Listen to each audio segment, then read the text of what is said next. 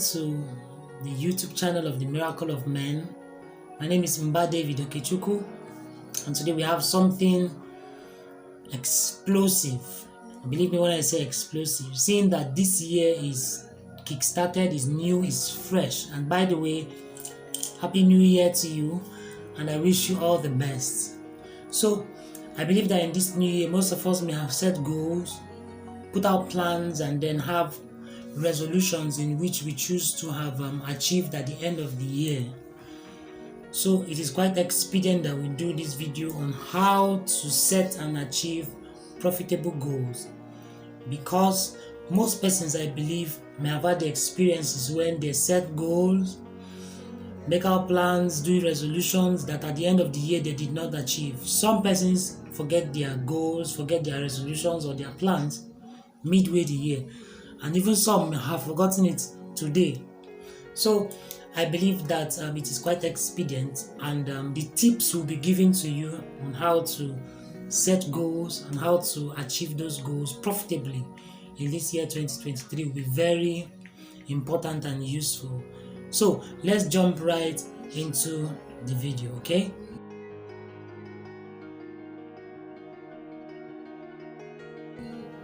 The first thing I would love to talk about today is the fact that goals are different from plans. Calm down, it's basic, yes, but I believe that most persons, including myself, did not know what the difference between goals and plans are. So Merriam-Webster dictionary defines goals as an end to which effort is directed. An end to which effort is directed. That is, when all things being equal, what do you want to have achieved? What do you want to have done? Or what do you want to have stopped doing? And so that is the what. It answers the question what. And then plans are detailed processes, detailed activities, yes, that would be carried out to achieve those goals. Detailed activities that will be carried out to achieve set goals. So achieving goals are useless without plans. I told you that I used to make the mistake before, where I would write plans. Imagine writing plans without a goal, and then I'll be like, why? Why will I do this? Why should I do this? Why should I? What answers the question is a goal.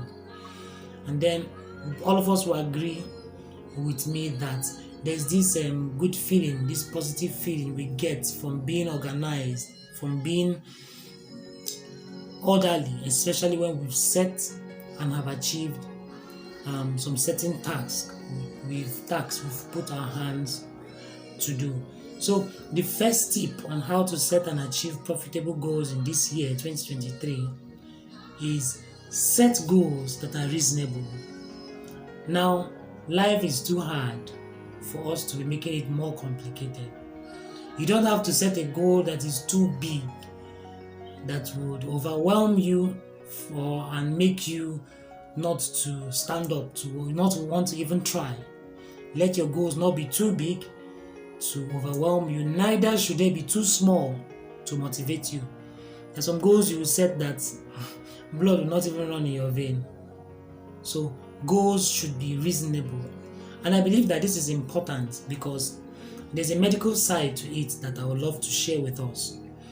Our bodies are designed in such a way that when we achieve a goal, when we have success in any area, be it achieving a goal or whatever it is that spells success, our body releases a chemical called dopamine.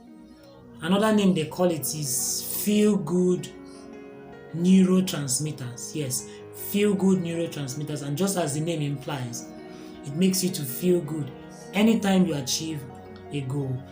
Also, the same way our bodies releases chemicals that makes us feel good when we achieve a goal, they also release chemicals, stress hormones called cortisol, that makes us feel disappointed, sad, anxious, or ashamed of ourselves whenever we fail to achieve a goal.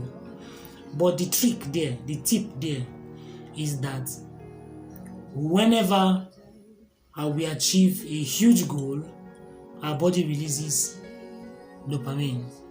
Whenever we achieve a small goal, our body releases dopamine. So why not break down huge goals into small dopamine-friendly bits that you can achieve in progressive succession? And then, people that take dopamine in the negative sense, it is very addictive to a point where they can't stop or where they can't do without it. I believe that you can also be positively addicted to dopamine. How do I mean? Whenever you achieve something and your body releases dopamine, we are always eager to want to do the same thing that made us to receive that shot of dopamine. And so if you succeeded in a little task, you want to do it over and over again, so as to receive that feeling, that feeling of success, that dopamine feeling that we get. And so when it continues, it sets you up for a positive upward spiral. You become positively addicted to dopamine and positively addicted to success invariably. The same way that you get that positive shots of dopamine when you achieve a goal is how you get those negative shots of cortisol when you don't achieve a goal. And so most persons make that mistake of setting big goals and then end up not doing it, and then end up receiving that cortisol, and it becomes a negative spiral of disappointment and sadness and shame. So set goals that are reasonable, set goals that are not too big to overwhelm you and not too small to make blood to flow in your body. So secondly, the next tip to setting profitable goals is to set goals that have distinct limits. What I mean by distinct limits is set goals that are measurable, set goals that you know when you have gotten to this point you have succeeded. Take for instance, you don't set a goal that you want to achieve plenty money this year, you want to make plenty money this year. It is open to different and many interpretations. So your goals should be less ambiguous and not open to many different interpretations. Many money can mean, setting a goal like I want to make plenty money can mean many things. Plenty money to somebody is $10,000. So plenty money to somebody is $5,000. Plenty money can be $5 to some people. It's comparative and it's open to different opinions. So set goals that have distinct limits. I want to make $10,000 this year. It is distinct. It has a limit. So when you have gotten to that point, you may continue, but you know that you have achieved your goal. Okay? So the third one is to set goals that are simple. Guy, life is too hard, I repeat, for us to make it too complicated. You don't set goals, for instance, I will climb Mount Everest with a bicycle with 4 combustion engine that has chemical combustion in the external part of the body that makes the body to even me. I don't know what I'm saying again. Let the goals be simple, very simple and clear. Believe me that the simplicity of a goal makes it easy to achieve. If a goal is simple, it is simple to understand and it's also simple to achieve. And then, very important, write down those goals. Fourth one is to write it down. So remember, the first one is to set reasonable goals. The second one is to set goals with distinct limits. And then thirdly, set goals that are simple. The fourth one, write those goals down. Write it down. I don't know if you've experienced this thing where all of a sudden in your mind you get a very great idea that when you think about it, you are like, wow, this idea is too huge and it's too beautiful. It's going to save the world. It's going to do this. It's going to do that. And then you decide to write it down and you find out that your hand begins to fail you. What seems so beautiful, what seems so positively beautiful in your mind started to lose its sense when you start writing it down. Writing things down gives it this objectivism, where you are detached from it. You are emotionally detached from it to reason clearly. And then when you write down a goal, it makes it clear in your mind and it makes you see it constantly. You see it often. And seeing it often makes you to achieve it faster, easier, and positively. And then finally, the next step is to set out plans to achieve a goal.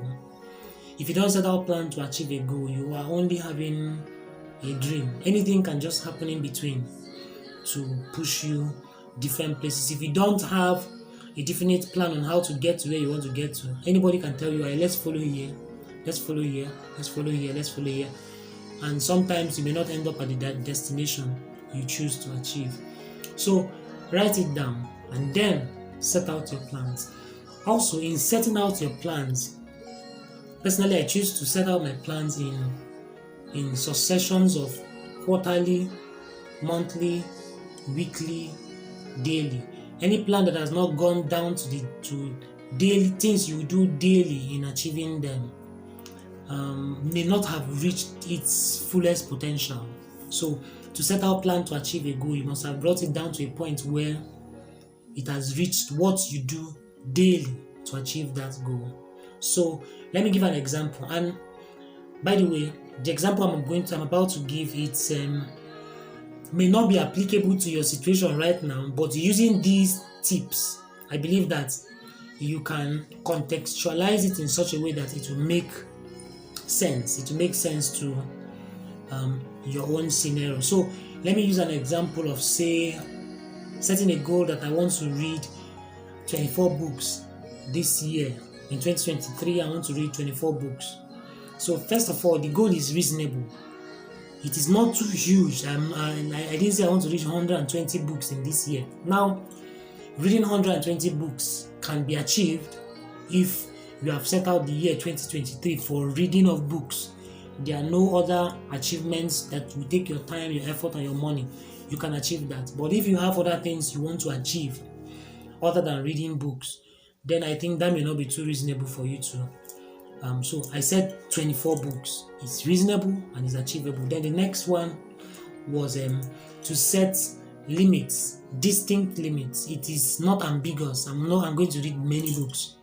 Many books doesn't mean anything serious. So you set out a goal that has a distinct limit. 24 is 24. Once I've hit 24, I know I've hit my goal. I've hit my limit. I may do better and read more, but I know that I've achieved what I wanted to have achieved. And then it is simple.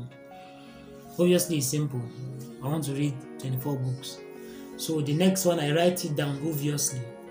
Write it down so I'll be seeing it continually. And then setting plans. I can say, remember, quarterly, monthly, weekly, and then daily. So I can set out plans to say, for each quarter, I will read on a subject. So we have 4 quarters in a year. So probably, let me say, for the first quarter, I will read on relationships, say. Then the second quarter, I will read on communication. The third quarter, I will read on leadership. The fourth quarter, I will read on finances or wealth creation. So I've broken it down into the 4 quarters. And then bringing it down to monthly. Obviously, it is 2 books a month. And then weekly, it is 1 book in 2 weeks. Yeah, 24, 1 book in 2 weeks. So then taking it down to daily, I can set out that I will read for 1 hour every day. I've dedicated 1 hour of my day to reading and hitting the goal of achieving 24 books a year. Or I can say, instead of 1 hour, I can say I will read 2, 3, or 4 chapters of a book, depending on how large the book is. So I've set it down. I've brought it down from just a goal of achieving 24 books a year to quarterly, monthly, weekly, and then daily. So using these tips that I've given, I believe that you can set goals, contextualizing it in such a way that it fits into your own scenario. Then set those goals profitably and achieve them. And I believe that in the year 2023, we would have successful stories of achieving goals, setting them and achieving them by the end of the year. So don't forget to ask your question. If you have any question, put it in the comment box. I would love to hear them and answer them as soon as possible. And then also, you can share with us, if you don't mind, some of your goals for 2023. So this one I said 24 books. I believe I will take it up 24 books this month, this year. So share your goals in the comment section and let's hear from you. So for now, bye.